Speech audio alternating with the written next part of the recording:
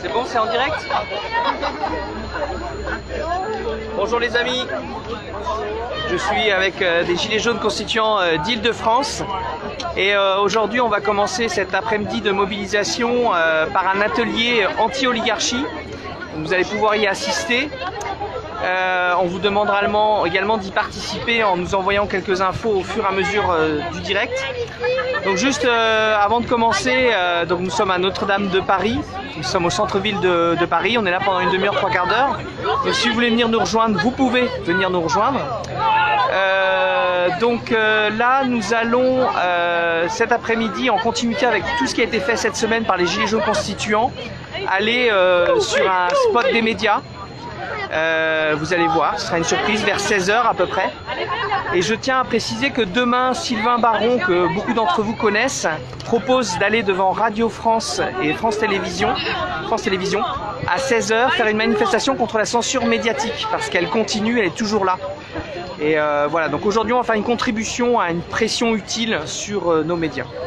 Alors, vous avez bien vu derrière nous Notre-Dame de Paris, qui est là depuis 8 siècles, qui nous contemple. Alors pourquoi je voulais être à Notre-Dame de Paris? Est-ce que tu peux reculer un peu, Mazia? Vous voyez, ici c'est une gravure du XVIe siècle qui représente une scène de Rabelais dans Pantagruel, dans le roman. Et c'est le géant Pantagruel qui vient voir les Parisiens et voir ce qui se passe. Et il se moque beaucoup des Parisiens dans cet épisode-là, de Pantagruel. Et donc il est face aux Parisiens, que l'on voit tout autour, il est donc assis ou en tout cas contre les tours de Notre-Dame.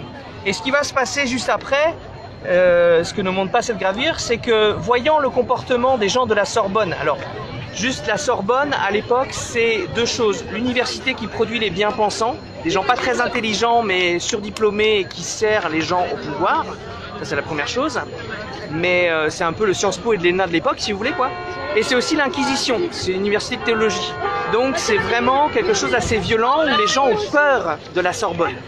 Et ce qu'il fait et qui met en scène dans ce Pantagruel, c'est que le géant qui en a marre de ces sorbonnards décide d'ouvrir sa braguette et de pisser, donc c'est un géant, hein, donc ça devient une inondation de pisser sur la Sorbonne. Donc il inonde la Sorbonne qui est juste là-bas. Donc je trouvais ça très bien de commencer cet atelier anti-oligarchie, le premier en tout cas du genre, face à Notre-Dame où il y a maintenant 5 siècles, Rabelais nous rappelait que l'oligarchie de l'époque, il fallait lui pisser à l'arrêt. En tout cas, c'est ce qu'a fait son géant Pantagruel. Donc voilà. Alors la question elle va être simple. On est 1, 2, 3, 4, 5, 6. On a une petite enveloppe dans laquelle on a des petits bouts de papier avec des numéros. Et dedans, il y a une citation d'un homme ou d'une femme française relativement célèbre qui parle de l'oligarchie. Donc voilà, on va chacun d'entre nous tirer un, le lire, cette citation qui est relativement courte. Et puis on va commenter ensemble. Donc à vous d'y participer. Si vous avez des gens que vous connaissez qui ont traité la question de l'oligarchie, qui ont dénoncé l'oligarchie du siècle dernier ou des siècles passés, eh bien mettez dans les commentaires, Mazia nous dira en direct s'il y en a des citations. Donc qui veut commencer?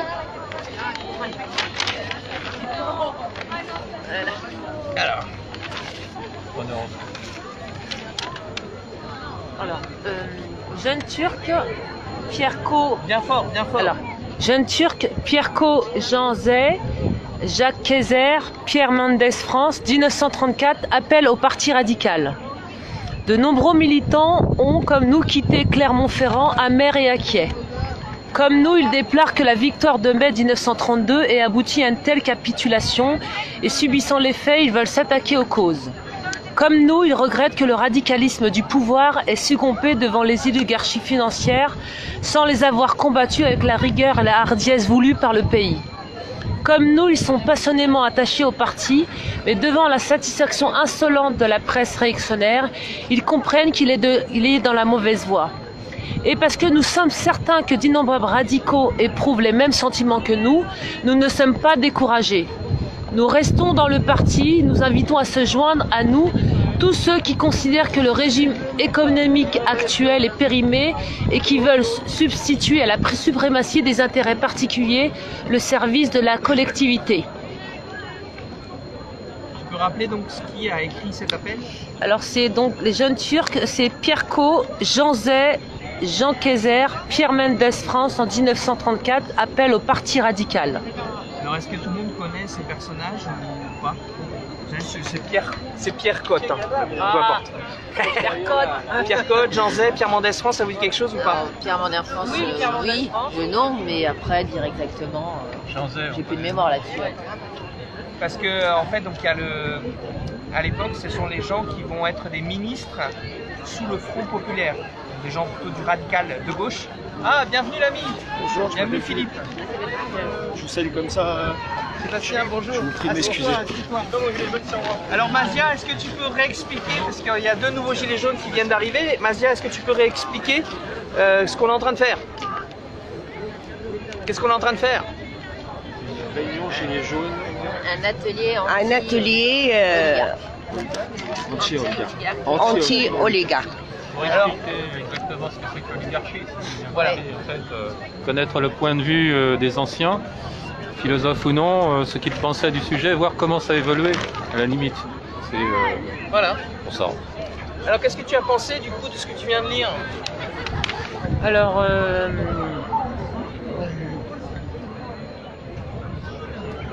ben, en fait, ce que j'ai compris d'après ces phrases, ce que j'ai compris, j'ai pas l'habitude.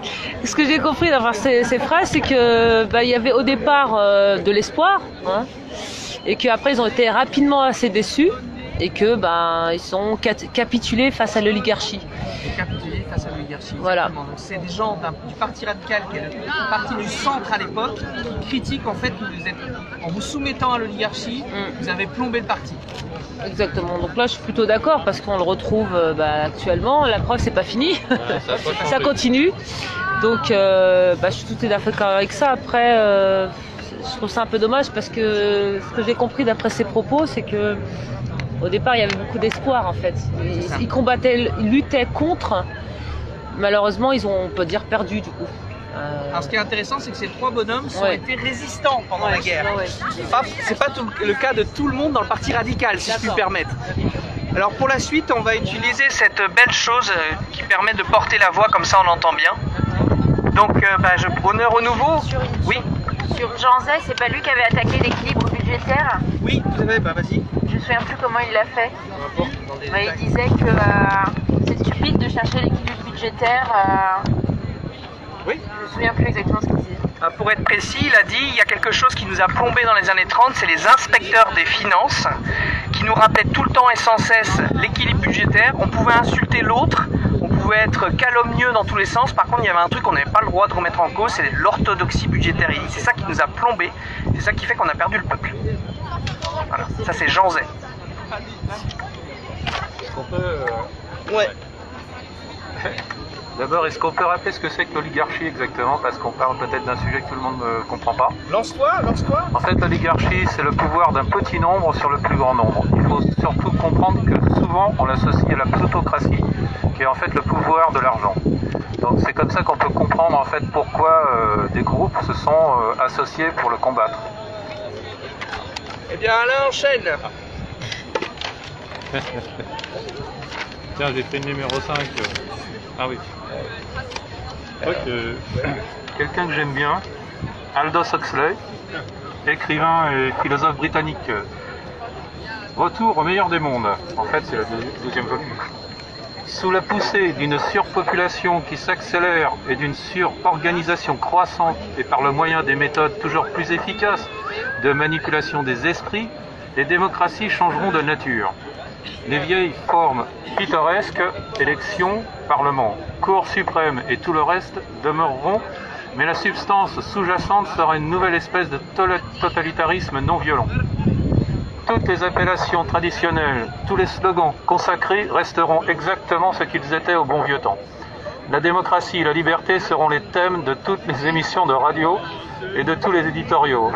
Entre-temps, l'oligarchie au pouvoir et son élite, hautement qualifiée de soldats, de policiers, de fabricants de pensée, de manipulateurs des esprits, mènera tout et tout le monde comme bon lui semblera. On voit bien qu'en fait, Aldous Huxley est un visionnaire parce que c'est exactement ce qui se produit. Est-ce qu'il est nécessaire d'en dire plus, quoi? Tout a été dit. En fait, effectivement, la manipulation des pensées, l'outil principal qui permet de contrôler les masses, quoi, à la base, quoi. Et ensuite, effectivement, dans tous les corps, que ce soit effectivement la police et l'armée, en tout cas, en considérant la hiérarchie, la chaîne de commandement, plutôt, effectivement, c'est l'élite qui domine le plus grand nombre. Voilà. C'est pour ça que nous, d'ailleurs, entre parenthèses, on s'appelle le peuple. On fait pas partie de l'élite, et c'est pour ça que le peuple, en fait, s'oppose à l'élite. Je rajouterais aussi la peur, en fait. J'aurais rajouté la peur, en fait, aussi. Manipulé par la peur. Ouais. Alors, à ce propos, je vais lire un truc, si vous permettez. Ouais. Qui m'a été dit lors d'une action qu'on a menée par une personne qui passait et qui l'a affirmé plusieurs fois. Pour tenir le peuple, il faut la peur, la faim et le mensonge. Continuons alors avec Sébastien. Ça aurait pu être un peu celle-ci, cette phrase. Effectivement, On peut parler dans la dedans, ouais. Ça aide pour les gens qui sont en live. Plus positif peut-être, Jaurès, cour d'assises de la Seine, procès d'un journaliste en 1894. Mais qu'est-ce donc que le patriotisme? Depuis que la Révolution française a fait la patrie une et indivisible, le patriotisme consiste à subordonner l'intérêt particulier à l'intérêt général. Mais lorsqu'une oligarchie puissante abuse de son pouvoir d'argent pour subordonner au contraire l'intérêt général à l'intérêt particulier, quand le chef d'une famille arrogante profite de son passage au ministère pour agrandir son domaine minier ou ramasser de l'or dans des spéculations qui diminuent la force défensive de la patrie, qu'on ne parle plus de patriotisme, qu'on ne souffle plus avec emphase dans des clairons fêlés. Et de quels arguments se sert-on pour nous arrêter? On nous dit: le président de la République doit être au-dessus des partis, des discussions et des luttes. Mais est-ce nous qui l'avons jeté dans la lutte? Est-ce qu'il est entré à l'Élysée comme un arbitre impartial tenant sa bienveillance égale entre toutes les fractions du pays? Non, il y est entré comme président de combat. Vous l'avez vu, en effet, ce n'est pas le pays tout entier qui s'est groupé autour de lui, mais seulement toutes les forces rétrogrades et oligarchiques. Tous ceux qui avaient quelque inquiétude devant l'avenir de justice qui se prépare se sont rencontrés d'instinct autour de l'homme dont le nom signifie réaction et résistance. Il en est qui veulent qu'on renouvelle le privilège de la Banque de France parce que cela permettra aux gros banquiers de rester maîtres du crédit contre la bourgeoisie travailleuse, aussi bien que contre le prolétariat. Ces hommes se sont dit: puisque ce sont les Perrier qui ont fondé la Banque de France, pour les banquiers, nous sommes bien tranquilles. Nous allons porter Casimir Perrier à la présidence de la République et le privilège de la banque sera renouvelé au profit des grands financiers. Ça parle, c'est assez clair, ça me fait penser aussi à Macron. Ce texte pourrait être écrit. C'est ça que j'ai beaucoup apprécié quand je l'ai trouvé. Ce texte pourrait être écrit aujourd'hui. On pourrait avoir un Jaurès parlant de Macron comme ça. Il est entré à l'Élysée. Lui-même, sans doute, Macron avait compris en 2016, quand il a fondé son parti, qu'il fallait être au-dessus des partis. Mais au final, il a prôné, comme ça a été dit dans le texte, le patriotisme. Mais au final, il a fait l'inverse du patriotisme, à savoir de subordonner l'intérêt général à l'intérêt particulier, au lieu de faire l'inverse. Donc il a eu tout faux. Et c'est pour ça que sans doute il ne va pas rester longtemps. Et sans doute là, c'est sûr, il est dans le faux. Et les choses vont changer. Après, ouais. En 1894, c'était déjà Jean-Casimir Perrier, le président. Ouais.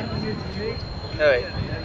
Ce texte n'a pas été écrit sous Jean-Casimir Perrier. En fait, le contexte, c'est que Jaurès, en 1894, défend un journaliste qui a calomnié, selon les termes de la loi, le président de la République. Et c'est comme un crime de lèse-majesté. Aujourd'hui, c'est pareil, hein, quand on critique Macron d'une certaine façon, on peut être devant un juge. Donc là, ce journaliste a été devant un juge et Jaurès défend la liberté de la presse et la liberté de ton du journaliste contre Jean-Casimir Perrier qui représente cette oligarchie. Donc effectivement, c'est pas Jean-Casimir Perrier, mais son grand-père qui a été un des fondateurs de la Banque de France sous Napoléon, c'est-à-dire 90 ans avant. Et Jaurès à l'époque se bat avec d'autres pour nationaliser la Banque de France. Alors il ne va pas réussir, la nationalisation de la Banque de France elle était en 1945. Voilà. Mais je trouve qu'effectivement on dirait Macron craché. Je trouve ça très éclairant. Ouais. Bon, à mon tour alors. À moins qu'il y ait un commentaire, ouais? Non? Si? Alain? C'est juste à propos du procès du journaliste, parce qu'en fait on a un parallèle à notre époque au sujet d'un journaliste du Maine Libre qui a été inquiété et convoqué à la gendarmerie uniquement parce qu'il avait filmé une opération de décrochage de portrait du président Macron. Donc en fait on voit que les choses n'évoluent pas beaucoup parce qu'il va être accusé de complicité sans aucun doute. Alors avant d'enchaîner, merci Alain, je voulais préciser que dans les manifestations récentes, des gens sont venus me voir en disant que c'était bien ce qu'on faisait, ces opérations contre l'oligarchie, mais il y a une ou deux personnes minoritaires qui m'ont dit « Ouais, mais l'oligarchie, l'état profond, ça c'est des termes d'extrême droite, c'est ce que dit Trump, etc. » Et c'est pour ça que je voulais faire cet atelier, parce que pour montrer justement à travers la personne de Jaurès que l'oligarchie ce n'est pas un terme de gauche, de droite, d'extrême gauche, d'extrême droite. Si vous commencez à penser dans ces termes-là, vous êtes foutus. Et la preuve, c'est, j'enchaîne, Charles de Gaulle, 1966. La politique de la France ne se fait pas à la corbeille. La bourse, ça va, ça vient, mais ça n'a aucune influence sur l'action du gouvernement. Nous voulons qu'en notre siècle, ce soit la République qui conduise la marche économique de la France. Il n'y a pas le terme oligarchie, mais la corbeille, c'est l'endroit au Palais Brognard où, lorsque le CAC 40 spéculait là-bas, ce n'est plus le cas depuis plusieurs années, les ordinateurs du CAC 40 sont à Londres. À l'époque, la corbeille, c'était la grande pièce, où au milieu il y avait une sorte une forme de rond avec une barrière, et les gens décidaient à cet endroit-là d'acheter ou de vendre, et ils checkaient, ils achetaient ou ils vendaient des actions, et donc une fois que l'accord était fait, ils lançaient le bout de papier donc dans cette grande corbeille pour dire l'accord est conclu. Voilà. Et donc la politique de la France ne se fait pas à la corbeille. On peut dire que c'était relativement vrai en 1970, on peut dire que c'est carrément pas vrai au jour d'aujourd'hui. Voilà.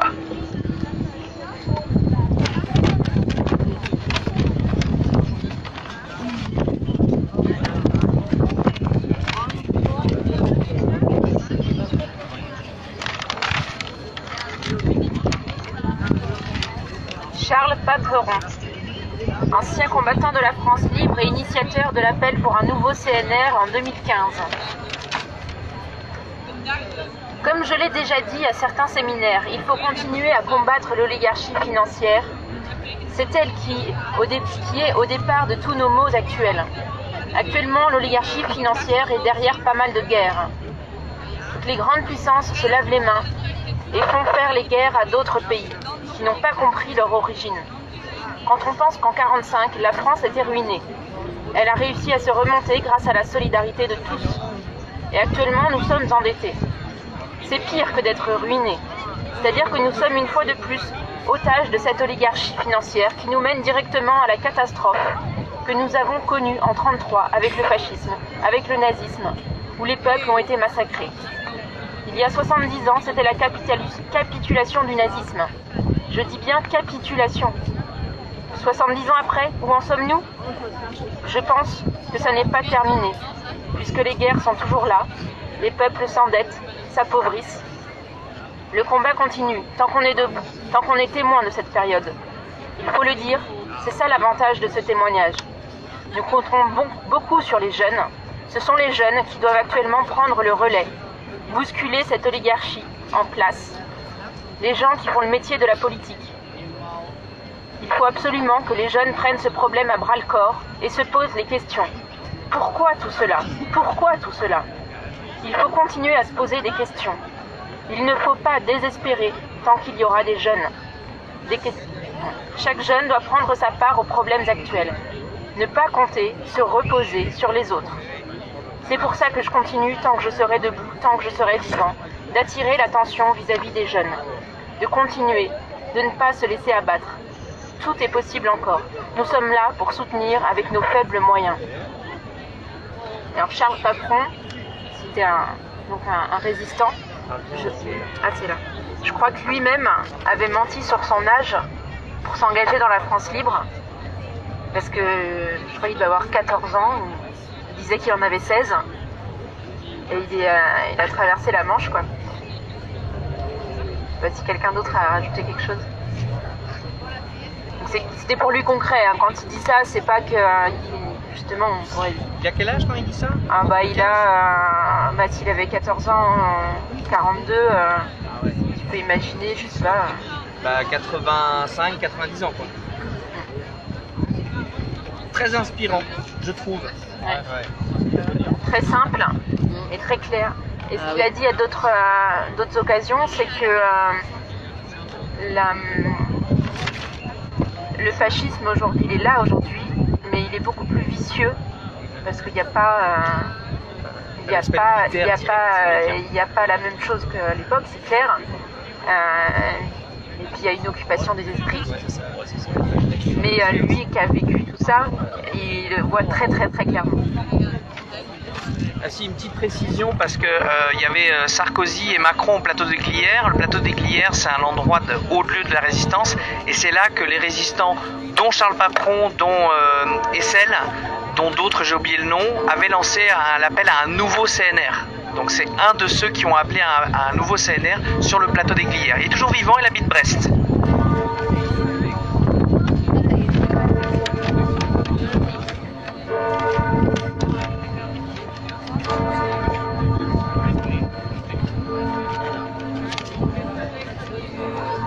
Aimé César, écrivain et homme politique, en 1913-2008.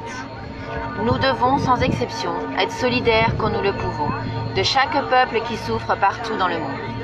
Mais nous devons aussi, dans le même temps, toujours nous rappeler de la manière dont nous sommes traités par ce même monde, y compris chez ceux avec lesquels nous revendiquons une solidarité, mais qui, dans certaines occasions, peuvent nous discriminer. Non pas pour cesser quelconque compassion vis-à-vis de ces derniers, bien au contraire, mais pour rappeler que dans la souffrance, face à l'oligarchie au final, peu importe notre couleur, que l'on soit noir, blanc, jaune, du Kivu, de Birmanie, de Palestine, de Chiapa, nous sommes tous des nègres. Donc écrit par Aimé César. C'est un texte quand même qui est très fort, qui parle de solidarité et qui reprend des valeurs toutes simples en fait, des valeurs humaines. Donc je le trouve très beau. Face à l'oligarchie, nous sommes tous des nègres. On est tous des nègres. Donc on n'est pas grand chose en fait. Mais on est solidaires entre nous. Et c'est ce qui fera notre force. Je trouve qu'on a fait une très très bonne initiative, nous les Gilets jaunes constituants d'Île-de-France, avec la dénonciation du franc CFA. Oui. On en parlait. Oui, effectivement, vous avez fait un live. Alors oui, effectivement, vous avez fait un live sur le CFA. Alors, j'ai pas eu encore l'occasion de le voir donc en toute honnêteté, mais c'est quelque chose d'assez important d'expliquer finalement la colonisation des pays riches sur des pays en voie de développement, la colonisation par rapport financière. Et donc là, le CFA en est la preuve en direct. Donc c'est important de dénoncer cette oligarchie. On reprend le texte de l'oligarchie financière, voilà. Donc toujours d'actualité aujourd'hui malheureusement. Felipe ? Oui. Merci. Remarque.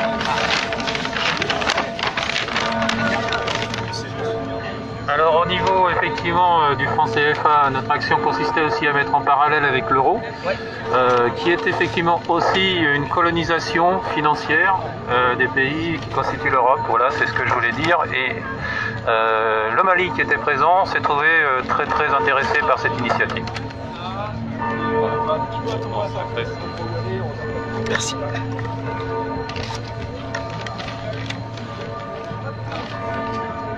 Charles Maurras, royaliste absolutiste, la contre-révolution spontanée 1943.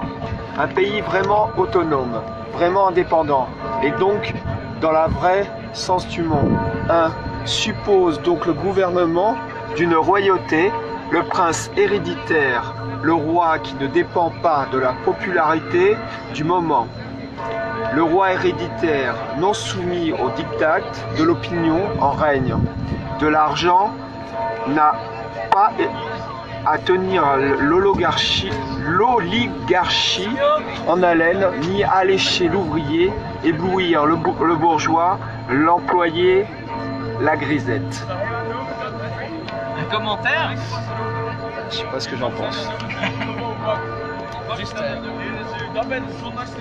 Je trouvais ça intéressant. Donc Charles Maurras, c'est un royaliste, mais c'est pas quelqu'un qui défend la royauté, la monarchie constitutionnelle. C'est vraiment un royaliste absolu. Donc il est antidémocrate, il est pour aucun parlement, etc. Mais ce que je trouvais intéressant, c'est que dans son raisonnement, vu qu'il n'y a rien au-dessus du roi sinon Dieu, c'est ça la monarchie absolue dans la conception, le peuple n'est pas au-dessus du roi, le roi n'a pas de compte à rendre au peuple ni à personne, mais non plus pas à l'oligarchie. Donc voilà, c'était juste pour dire qu'on peut être royaliste, même absolu, et être contre l'oligarchie. Donc c'est pour un peu amener la contradiction. Moi je suis républicain personnellement, mais voilà, pour montrer aussi, Charles Maurras, c'est les années 30. C'est quelqu'un qui a beaucoup nourri on va dire la pensée de l'action française. Voilà, pour faire vite. Voilà. Alors moi je propose d'arrêter là, mais j'avais quand même une dernière surprise. Et après on pourra prendre des commentaires et puis s'arrêter là. À moins que Mazia, il y a des gens qui ont proposé des citations d'autres personnes sur le live. Est-ce que tu en as vu? Pas vraiment, parce que comme c'est loin, j'arrive pas vraiment. Ah d'accord, bon. En tout cas, je regarderai après coup sur le live les commentaires des uns et des autres. Et je ferai sur un fichier Word toutes les citations qu'on vient de lire, plus celles que vous avez apportées. Et j'enverrai ça à tout le monde par les réseaux. Comme ça, c'est des choses que vous pourrez utiliser par vous-même par la suite. Mais juste, j'avais une surprise, je vais finir par ça. Donc c'est un philosophe, ah ouais, après il y aura Alain. Un philosophe du XXe siècle qui a dit ceci: le danger est que la direction des affaires soit accaparée par des oligarchies de compétents associés aux puissances d'argent. Philosophe du XXe siècle qui est mort en 2005 et qui a en partie été un des maîtres à penser d'Emmanuel Macron. Paul Ricoeur, le fameux Paul Ricoeur, je vous le relis quand même, pour montrer que des fois les paroles ne suffisent pas, n'est-ce pas? Le danger est que la direction des affaires soit accaparée par des oligarchies de compétents associés aux puissances d'argent. Ou alors ça veut dire que Macron n'a pas tout lu. Ou alors il n'a pas lu. Il a lu en diagonale, il a mis le bouquin dans sa bibliothèque, c'est bon, c'est fini. Il suffit d'être bien entouré des fois. Bon donc voilà, on va s'arrêter là, nous on va continuer à en discuter. Ah oui, il y avait Alain, pardon. Vas-y. Alors, simplement Aristote au début. Il est démocratique que les magistratures, c'est-à-dire les maîtres en fait, soient attribuées par le sort, et oligarchique qu'elles soient électives. Ça vous rappelle rien? Qu'en fait, élection, c'est pas un vote, d'accord? Les élus, donc c'est l'oligarchie, c'est par l'oligarchie qu'ils sont nommés. C'est ce que ça veut dire. Et c'est Aristote qui a pensé ça. Il parlait des magistratures en tant que maîtres, les maîtres qui nous dirigent. Des magistères. Et aussi, je voulais dire celle-ci, le terrorisme moderne est le moyen par lequel les oligarchies mènent contre les peuples une guerre clandestine qu'il serait politiquement impossible de mener ouvertement. Et ça date de 2006, c'est Webster G. Tarpley qui est un écrivain, sociologue qui a écrit ça. Merci. Quelqu'un veut dire le mot de la fin? Bon, sur ce, à tout à l'heure, à 16h, pour une opération. Terminé.